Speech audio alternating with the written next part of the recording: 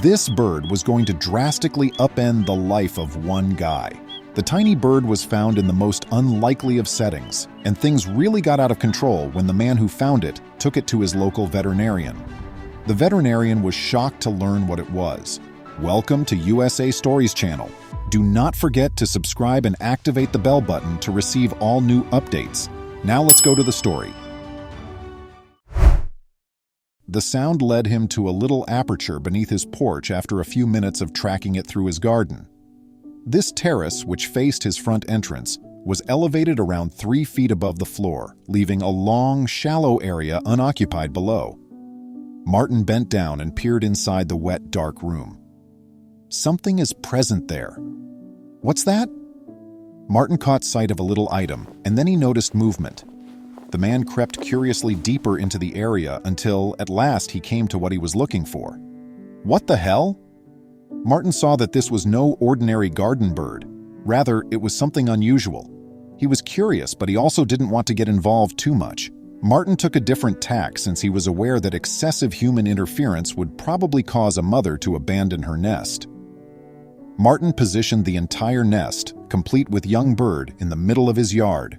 He went to stand behind the kitchen window, where he could see the chirping bird well, and waited for the mother of the baby to come back. But no parent came to feed her after she stared at them for 4 hours. Martin eventually gave up and brought the animal inside. He gave her some of his fishing maggots as he could see it was hungry. At that point, something else odd occurred. Was her ankle sprained? Seeing the poor animal trying to walk broke Martin's heart, so he decided to get assistance. Concerned, the guy contacted his neighborhood veterinarian and asked if he could stop by for a brief examination. Martin placed the animal in a box on his passenger seat and drove to the veterinarian's office. When Martin arrived at the veterinary clinic, the doctor personally greeted him. The situation began when Martin set the box containing the bird on the veterinarian's table. The veterinarian circled the inquisitive bird several times, noting things as he went. After many minutes of silence, the doctor said to himself, "Sprained ankle. Interesting characteristics. The veterinarian constructed a splint for the bird's leg, but Martin could see that the vet's mind was occupied with more ideas than just bandaging a bird. The man no longer exuded such confidence. "This is amazing." The veterinarian said, "I've never seen anything like this," among other things. The bewildered doctor turned to his desk and turned on the computer after that remark. Martin watched the doctor's monitor, hoping to see any hints even though he was still in the dark. After a minute or so, Martin noticed several pictures of a big bird zipping by. The animal, staring at the newborn bird before him, appeared both bizarre and strangely familiar. Was this a mature animal or something else? Martin was a little afraid since the thing had a menacing appearance. The doctor then turned his chair and stated, "This animal shouldn't be allowed to exist. You won't believe this. This finding has shocked me to no end." The physician went on to say that more than 20 years ago, this particular species was listed as extinct in all global databases. The vet said that even if Martin couldn't accept it, it had to be real. After examining every unique characteristic of the animal, it passed inspection. "Where did you say you found it? Under your porch?" Martin gave a nod. However, that wasn't the last query. Where would the mother be if Martin had discovered the baby? Many of Martin's queries were addressed by his veterinarian, but he also added some worrying details to the jigsaw. This infant and her family may be the last of their kind on the earth if this bird is considered to be an extinct species. This was simultaneously amazing and terrifying. Once more, the tiny bird maintained its uncanny serenity, and we shall discover why a little while later. Meanwhile, the vehicle had returned to Martin's driveway, and the two men set out to find this incredibly uncommon bird. There was a woman waiting for them when they arrived at the porch where this tale began. When Martin first saw her, he was a little taken aback, but the veterinarian reassured him that she was greatly needed in this circumstance. The veterinarian had brought in an expert to assist while closing up business. One of the state's foremost ornithologists, Melissa Brown went by that name. She would be the one to know everything about native birds. The three of them moved to the little 3-foot opening at the edge of the porch. Martin pointed into the dark hole and added, "This is where I spotted her, all the way in the very back." She explained to the two guys that just one egg is laid by this kind of bird at a time while displaying the fragments. 20 years ago, it had already become rare, and their extinction was nearly certain due to the small number of eggs that hatched each season. But this one made it through somehow. It's amazing. In the instance of this unusual bird, there was just one issue. Mothers seldom ever abandon their young. Therefore, it was not a good omen that this baby bird was here by itself. And typically the mother stays with her kids all the time while the father goes food hunting. Martin clarified that he did not see the mother throughout his 4 hours of waiting. "That's not good," Melissa expressed. This type of mother would typically always come back for her kid. Thus, the absence of this event indicated that something was preventing her from doing so. However, what? She reiterated that this family of birds deserved to be protected since it was likely the last of its species. Martin was ecstatic to see these enormous claw prints, but he was also a little anxious. It was time for them to go. The veterinarian advised Martin not to bring the newborn bird inside, despite his desire to do so. He mentioned that they may require the young bird's cry to entice her mother. As they walked the track out from his garden, Martin nodded and hugged the box close to his breast. The tiny bird's chirps resounded through the trees as the route took them into the woodland. Following 30 minutes or so of strolling and attempting to locate the route, an unexpected event occurred. The little bird chirped loudly and got a response this time that was deeper in pitch. The three of them kept quiet as they walked through a section of the woodland that was open, dodging fallen branches. Melissa extended her hand, signaling for Martin to bring her the box containing the bird. Melissa set the tiny bird in the middle of the woodland floor, and Martin obeyed. They waited now. The baby's chirping became louder, indicating that she knew who her mother was. She must have called attention because a moment later, a giant shadow came down from overhead and landed on the forest floor next to her. Martin had seen larger birds at zoos before, but this one was enormous. What makes a mother bird abandon her offspring in such a manner? And why did the little bird have such easy faith in people? The expert did, however, abruptly appear to be getting closer. "No, what are you doing?" Melissa approached the two birds, shushing them and requesting their trust.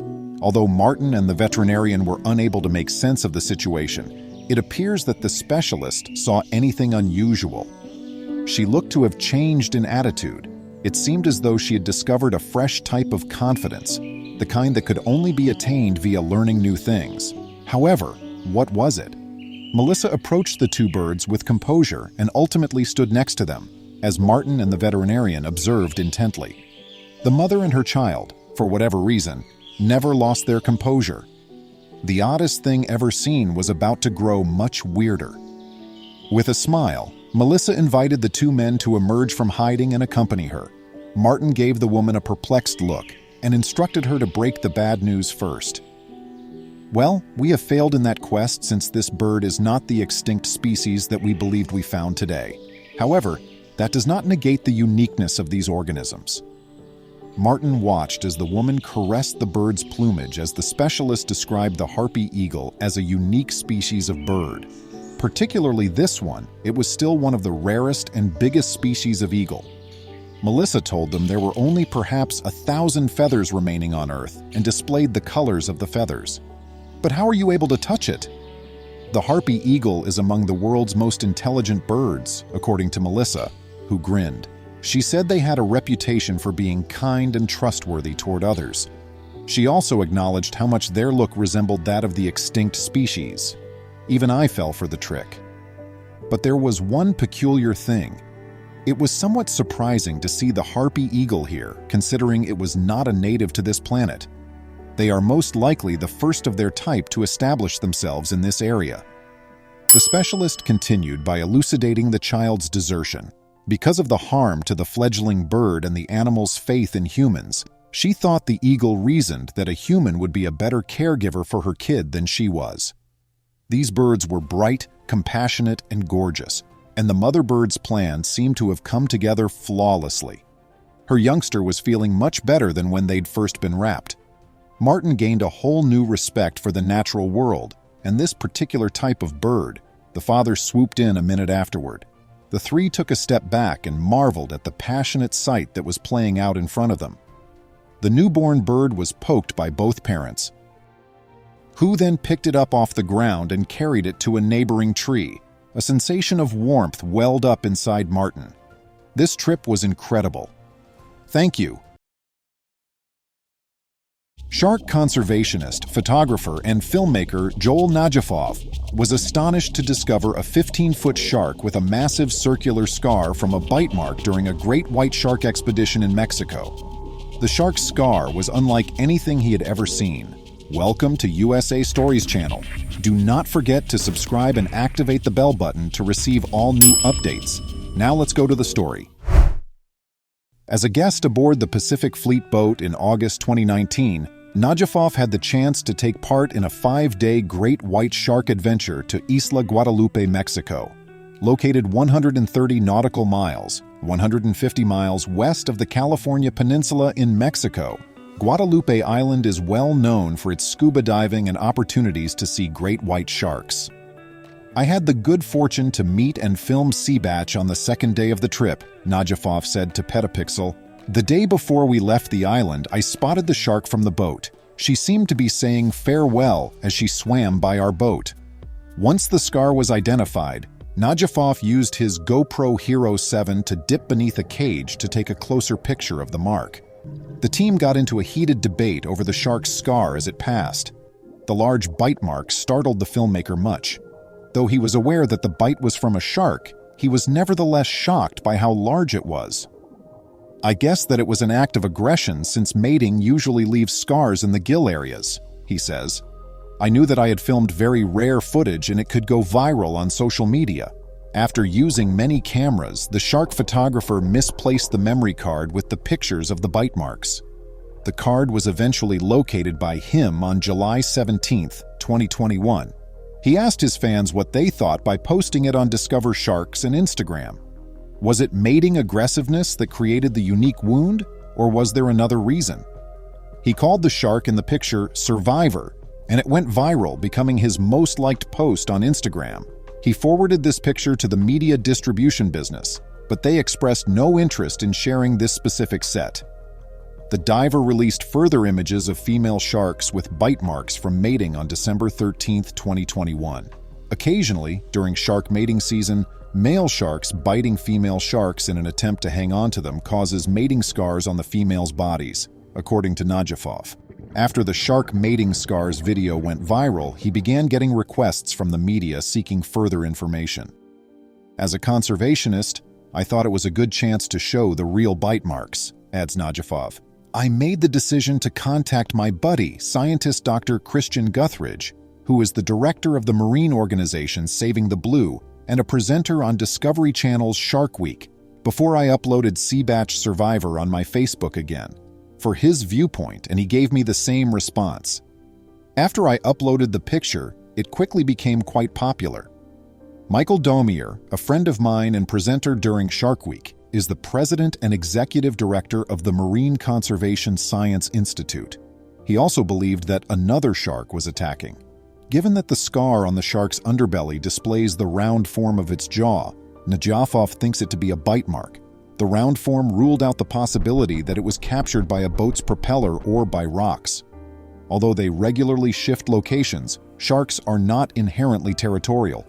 There is proof that great white sharks establish dominance hierarchies in the vicinity of feeding grounds, with the bigger sharks often obtaining the greatest locations for hunting.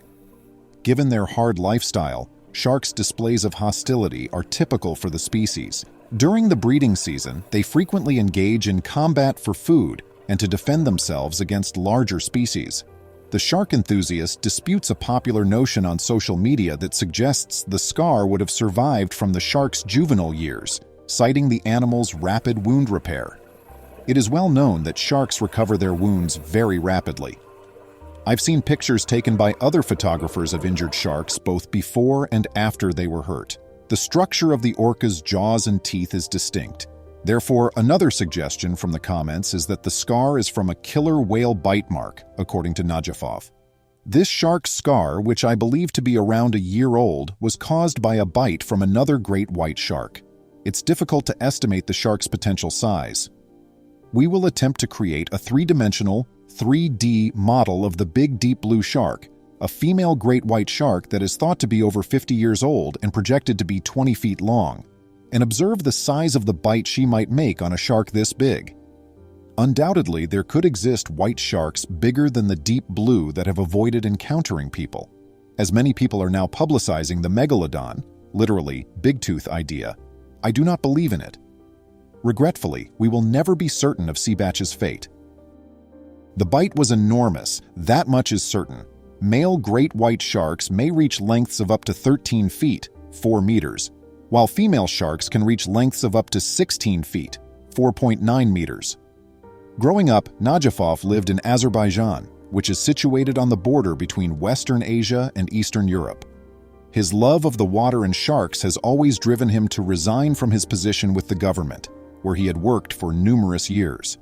Soon after, he began to travel, and 6 years ago he made the decision to spend the rest of his life to documenting and taking pictures of sharks in their natural environments. Even though he now frequently resides in the US, his hometown is still in Azerbaijan. His objective is to raise public awareness of sharks and the value of their preservation. Najafov is an environmentalist. Thus, it is hard for him to understand that hundreds of sharks are slaughtered every minute, only so that their fins may be used to make shark fin soup. He is making a determined effort to spread awareness of the issue through his films and photos, because he firmly feels that it is important to bring attention to the predicament of sharks. Najafov emphasizes that sharks are not the vicious animals that consume people that are frequently shown in films. Although the chance of being attacked by a shark is very small, it might change according on the species that one is swimming with. In contrast to always staring through the camera viewfinder, he counsels divers to always keep in mind that they are in the company of wild creatures. Take a minute to look about, watch the sharks in their natural habitat, and shoot excellent pictures and movies. When Najafov dives on Isla Guadalupe, Mexico, he never goes without a shark cage. He freedives most other places, staying 2 to 5 meters, 7 to 16 feet below the surface. Najafov, an experienced shark diver who has previously taken pictures of orcas, says, "It is important to always heed the advice of your shark guides, marlins, whales, and other fish. Always treat the water with care, keeping in mind that it is their home. Given that between 70 and 250 million sharks are sadly lost to extinction each year, effort must be taken to safeguard them." The man continued to hear odd sounds beneath the driveway, see what he discovered within. Feeling that his day could not get much worse, he bent down in the driveway and looked beneath his car to assess the damage he had just caused. However, he was going to examine the concrete pavers more closely when he heard a horrible noise that caused his heart to stop. What had he discovered? You never know what you're getting into when you purchase a new home. However, Simon Marks, 37, was unable to resist when he saw a property in Luton, England at an extremely low cost. The move has already begun, and the documentation has been swiftly signed. He never asked why its owner wanted to get rid of it so quickly. Simon joyfully opened his things a few months later. He could not wait to spend his first evening in his new house. He came into bed fatigued after a long weekend of moving his possessions back and forth. He slyly set his alarm for 8 a.m., measuring the distance of his new, considerably shorter trip to the office. However, he heard an odd sound as he laid there in the dark. He listened closely, trying not to breathe, and then heard it again. It originated outside. The sound was muffled and dull, like gravel grinding across metal. He stood up in curiosity and peered out the window to look down at the garden. But nothing moved and everything went back to being silent. He shrugged his shoulders and climbed back into bed, little realizing that beneath his new house, something was moving. When Simon threw his black Vauxhall Zafira in reverse the following morning, the vehicle lurched forward rather than backing out of his driveway. He tried again, cursing.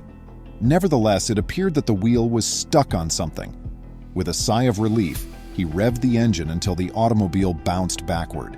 His stomach fell, though, when he got out to saw what had been lodged beneath the front wheel. Simon noticed that there were cracks in the driveway's pavers as he bent over to get a closer look. The driveway then started to give way directly in front of his eyes. With a painful crunch, the paver shattered, and he scrambled back as the concrete crumbled and dropped into the ground.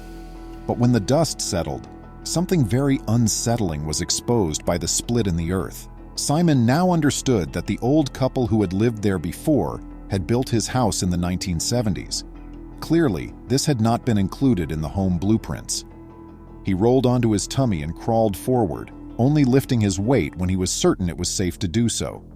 He went to get a shovel and started digging after noticing a shimmer in the ground. With ease, the earth gave way, and he quickly noticed a metal fragment protruding from the ground. With his hands, he exposed it until he could grasp it firmly. He then used great force, but the corroded chunk of metal remained in place. Simon made the decision to start digging around the enigmatic item in an attempt to remove it from the dirt, no matter how hard he pulled. He discovered that the piece of metal was linked to something as he started to expose more and more of it. Simon's thoughts raced with images of his car, or worse, his entire house being swallowed by a massive sinkhole, when he had first noticed the black hole opening up. However, upon closer inspection, he realized he was dealing with something considerably more evil when he noticed the glitter of an artificial item beneath. He took out his phone and made a backup call. Gerald, Simon's father, hurried to the site, and the two set to work without any specialist tools or equipment. With extreme caution, they started to chip away at the broken concrete surrounding the metal fragment, exposing a rectangular hole in the earth. There was a rusted ladder that descended into the shadows. They were starting to become nervous now. Why had the driveway been covered up to reveal the concealed passageway? To what end did it lead? To find out, there was only one option. Simon had studied the ancient house well before he bought it. Ordnance studies he knew all too well would not reveal anything about the enigmatic tunnel beneath his driveway. The report said that before the house was constructed, the area was only vacant property. As they started to dig, he felt a chill run down his spine. They removed the compacted mud in buckets after excavating shovel after shovel full of it. Within an hour, the mound of dirt next to them had grown to a height of about 5 feet, which allowed the two of them to down the ladder and begin their investigation. What they discovered would help explain the strange history of the home. Simon experienced an odd sensation as he downed the ladder halfway. He had no desire to continue. How could it not be safe? In order to get a selfie stick, he dashed back to the home. He lowered his phone into the hole, making sure it was securely fastened. He could see that 2 rooms were concealed by the underground corridor on the phone screen. Gerald assumed he instantly understood what they were looking at, but they needed to be certain. Although the site had been utilized for something else long before the mansion was erected there, Simon had paid almost $500,000 for the property in question. The previous owner of the house was an old man, and he had sold it to Simon without disclosing to him what was underground. The previous night, he had heard the noises of the ground finally breaking way beneath the driveway and collapsing into the hidden chamber. Simon and his father ceased their excavation and began independent research. Things rapidly became clear as they looked up the plot number. This piece of property had been vacant before the previous owners of the home, but Gerald immediately brought up the fact that it was strategically located in the town. However, the house's construction phase was much more significant. "My dad saw it and instantly said, 'It's an air raid shelter,'" Simon said. "We Googled it and found there are quite a few in this area." Simon discovered via his investigation that the shelter was constructed during the Second World War. It must have been known to the previous owner, who filled it in when he built the home and added a garden. A man by the name of Sir John Anderson was tasked with preparing the country for war in 1938, Simon informed reporters during World War II. It was his responsibility to devise a plan to shield the people of Britain from the bombs and the attack that he knew was imminent. Thus, he came up with a brilliant scheme to protect civilians. Simple, low-cost subterranean shelters that could be quickly installed in people's backyards were designed and constructed with assistance from Sir John Anderson and his engineering team. Because of their near proximity, British residents might easily seek refuge at any time. Instead of using concrete for the walls of these structures, lightweight, flexible metal was used. There were more than 2 million of these bomb shelters dispersed across the nation. However, Simon's discovery was not one of these. Gerald could tell from the chamber Simon had discovered that it was not an Anderson-designed bomb shelter, and that it had, in fact, been constructed sometime about 1938. Locals were alarmed to see that their little city was suddenly a target shortly after a bomb detonated in the vicinity of Luton. They needed to figure out a more secure method. The people in the town banded together and soon came up with a plan to build a community shelter that would be more resilient against airstrikes. Gerald could tell that this was undoubtedly not an Anderson-style shelter that they had discovered. It was made of concrete and bricks, and it contained at least 2 rooms. Simon and Gerald found several strange objects as they explored the shelter further. Simon and Gerald discovered a newspaper clipping in one of the rooms. The Herald newspaper was published during World War II. Among its headlines was, "Luton Airport, Is This the End?" And other pieces described the day-to-day activities of the nation devastated by the conflict. An uncommon window into British life during the war was provided by this relic. It wasn't the only artifact they discovered either. Additionally, Simon and Gerald discovered proof that the bomb shelter had previously been supplied with food and drink to keep the occupants alive. Those locked up in the subterranean bunkers would, after all, be confined there for days on end. Simon subsequently said to reporters, "It's incredible to think it's all been made by hand." The subterranean shelter's concrete walls were fortified with brick and mortar, forming an additional barrier that shielded it from aerial attacks. However, Simon and Gerald's job was far from ended once they had made the enormous find. "We've had to dig. There are just 5 feet left to go till it's completed, as we are already 5 feet down. There's so much trash to get rid of, I guess we're going to have to bring in a skip," Simon said. The two then came upon something else. A wall had been sealed with bricks. "We don't know, but I'm 90% positive we won't locate any more rooms. When the home was erected, they could have bricked up a wall to create room for the foundations," Simon told reporters. "If that's the case, we'll just have to leave it," he stated. But the finding didn't take long to become widely known. News reporters and neighbors started to pour into Simon and his father's front driveway as they dug farther, eager to see the incredible and momentous find. However, Simon found the attention he was getting to be of little concern. His worries were elsewhere. For fame, he did not dig up his driveway for hours on end. Though not for fame, Simon believed that sharing his discoveries with the world was crucial. Owes the rich history of the nation something. He wanted for this historical moment to live on. He desired that the air raid shelter be kept intact for next generations. When the shelter is fully emptied, what does he intend to do? Simon intends to maintain and repair the shelter with his father. They anticipate it being recognized as a significant historical landmark. They think that even if the conflict is long gone, that era of history shouldn't be ignored or forgotten. It is their goal that when future generations visit the shelter, they will be able to see a significant portion of history. This youngster was adopted by him 27 years ago. Years later, this is how he paid them back. John Martin, a resolute police officer, takes an unexpected turn of events that leads him to adopt a child called Samuel when he finds a little abandoned black boy in a deserted garage. The youngster is raised by John and absorbs the moral principles and compassion that his adoptive father instilled in him. A crucial turning point occurs 27 years later when Samuel, a prominent lawyer now, discovers a long-standing plot that puts John's life in jeopardy. John Martin was an exemplary man of integrity and respect in the sleepy little Midwesterner town of Linton.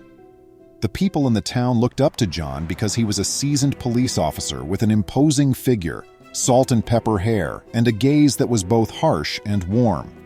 He was a constant in their life, a dependable person they could trust, and a source of security.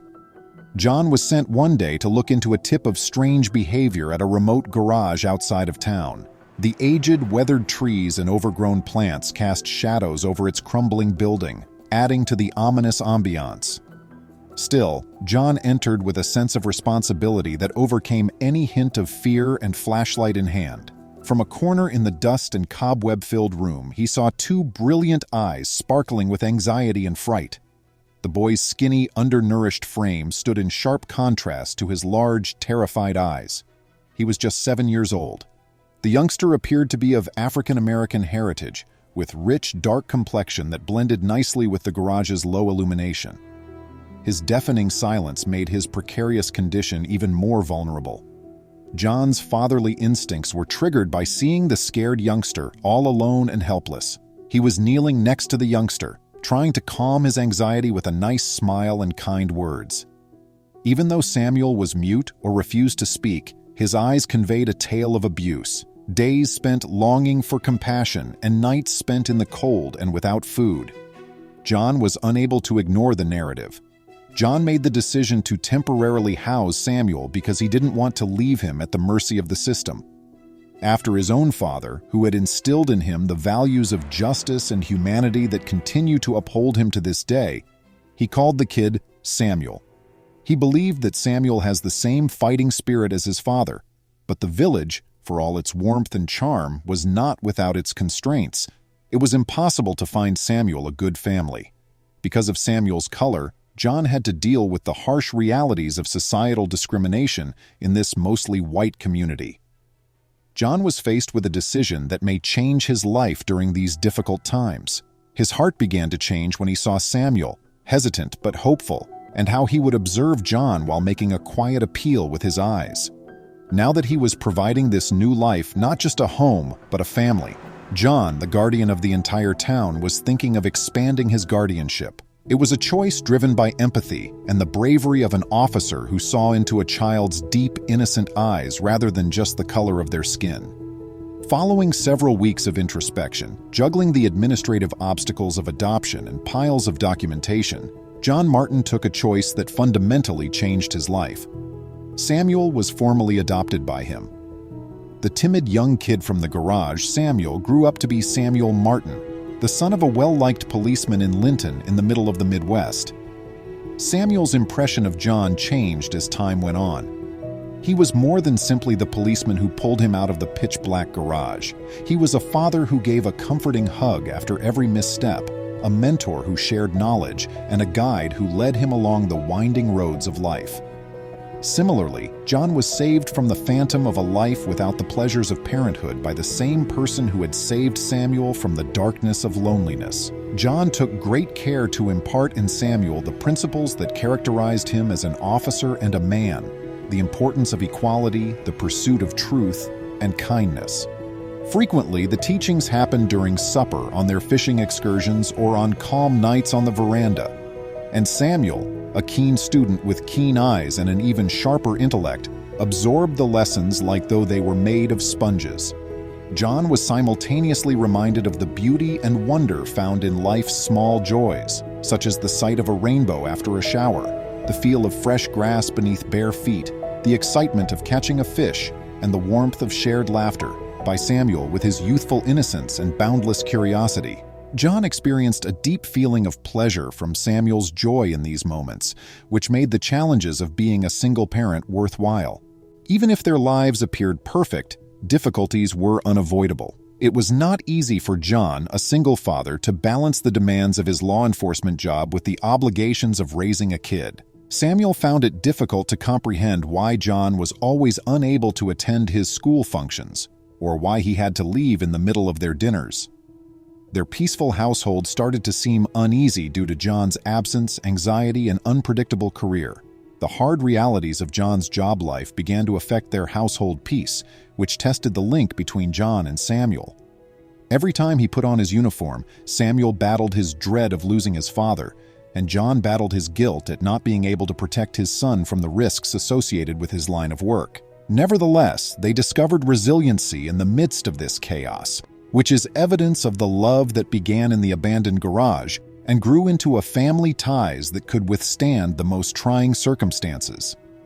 Samuel found himself on the verge of self-discovery as he navigated the turbulent journey of puberty, attempting to make sense of his identity as a black adolescent in a world that was predominantly white. He was now Samuel Martin, son of Officer John Martin, a black youngster attempting to make his way in the tiny town of Linton. He was no longer the undernourished little boy saved from the garage. Samuel's sense of disillusionment was accompanied by a revolt. His formerly courteous and obedient manner began to exhibit rebellious tendencies. His standing in the world and the implicit racial biases that frequently tainted his encounters with others in town started to bother him. Samuel's connection with John deteriorated as he struggled to deal with being the only black child in a predominantly white household in town. Linton, a peaceful community, started to exhibit indicators of racial conflict. Samuel's skin tone was unfairly brought attention to by whispers in school hallways, sideways glances at the grocery store, and the subtle yet noticeable disparities in treatment during neighborhood gatherings. John, whose heart was heavy with anguish he recognized but could not fully relate with, watched as his son navigated these murky waters. But a potentially fatal event at John's place of employment marked a sea change in their tense relationship. John was gravely hurt as a result of an improperly handled case. Samuel would frequently find himself in hospital waiting rooms during these difficult moments, pacing tensely and experiencing a panic he had never experienced before. Samuel and John grew closer as a result of the incident because their mutual concern overshadowed their differences. These chilly, impersonal hospital hallways were where Samuel's future was shaped. His father's precarious status was caused by systemic inadequacies, which gave him the drive to study law, combat injustice, and change the world. On the other hand, John discovered that his kid was subjected to racial injustices on a regular basis. He became aware of the disparities in their difficulties while he lay on the hospital bed, battered and bandaged. He struggled with the realization that, in addition to his battles with outside opponents, Samuel was engaged in an internal conflict as he attempted to identify himself in a society that appeared determined to categorize him according to the color of his skin. The event acted as a trigger for a closer bond between father and son, as well as for Samuel's future goals. It was a moving lesson in resiliency, harmony in the face of conflict, and the unbreakable strength of their relationship. It was the start of a journey for both Samuel and John, as Samuel sought justice in the courts while John tried to relate to his son and support him in his struggle against racial discrimination. Years passed like passing shadows, and the undernourished youngster who had been discovered in an abandoned garage grew up to become a prosperous lawyer who personified justice and resiliency. Like his father John, Samuel Martin had risen through the ranks and established himself as a well-liked figure in the town of Linton. His voyage was not without difficulties, though. One day, the quiet town's tranquility was disturbed by a corruption scandal. It implicated some of Linton's most powerful people, names that were revered and even feared. Samuel was shocked to see his father John Martin mentioned, as it was a name he was quite familiar with. The weight of the charges against his father seemed to increase with every document he studied and testimonial he perused. He was plagued by a persistent sensation as he delved further into the details of the case, uncovering a terrifying scheme. Samuel was completely shaken by the devious plan, which was a painstakingly constructed strategy to accuse John of a crime he had not committed. The realization set up a war inside him. His professional obligations, the values he had followed throughout his career, and the oath he had made to defend justice and the truth were on one side. He had a particular loyalty to his father, the person who had given him more than all. John's trust in his black son's capacity to overcome prejudice and make a difference was a return of the integrity and resiliency lessons he had taught Samuel. Their path, entwined with mutual lessons learned, struggles faced, and victories achieved, had resulted in a courtroom triumph that was equally Samuel's and John's. With the shadow of racial tensions and corruption behind them, they discovered that their relationships were stronger, their understanding was deeper, and their confidence in one another was unwavering as they left the courthouse. The well-respected officer and the garage kid had triumphed, and their narrative served as a monument to the strength of integrity, love, and trust. Please remember to subscribe to our channel, give us a thumbs up, and turn on the notification bell so you won't miss any of our videos. If you enjoyed the tale, the next video that plays on your screen will probably move you too.